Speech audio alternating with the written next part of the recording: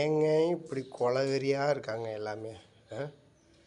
Bike 2 bike உரசிக்கிட்டா சண்டை போட்டுக்கிட்டு ஒரு கொலை. பைக்கு முன்னாடிக்காரங்க பின்னாடிக்காரங்க காருக்காரங்க ஹார்ன் அடித்ததுக்காக அதுக்கு ஒரு கொலை.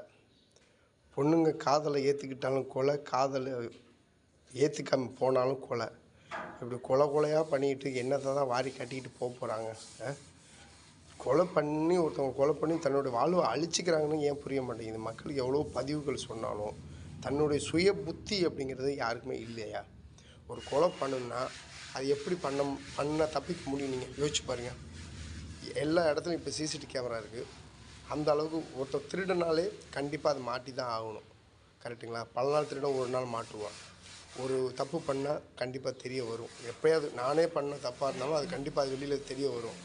நம்ம கொஞ்சம் கொஞ்சம் குறைச்சி அந்த தப்புகள் வராமல் என்ன அப்படி ஒருத்தவங்களுக்கு கொலை செஞ்சு ஒருத்தவங்களை அடித்து ஒருத்தவங்க பிடுங்கி ஒரு சொத்தை ஒரு பணத்துக்காக ஒருத்தவங்களை கொலை பண்ணுறது, ஒரு நகைக்காக ஒரு கொலை பண்ணுறது, இதெல்லாம் என்னங்க பொழப்பு?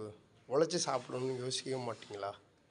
உங்களெல்லாம் நான் சொல்லலை, அந்த மாதிரி பண்ணுறவங்களுக்காக தான் அந்த பதிவு.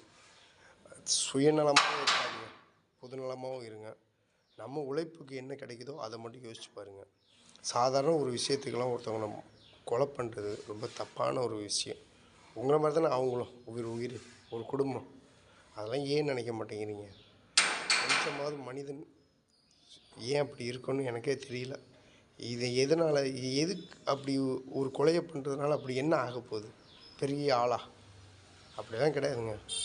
குடும்பத்தில் கடைசி வரைக்கும் அந்த குடும்பத்தை ரன் பண்ணுறாங்க, அவன் தான் பெரிய ஆள், அவன் தான் ஆண்மகன், அவன் தான் பலமான ஆள். ஆமாம், பதிவு தப்பாக அதை கூட மன்னிச்சிங்க.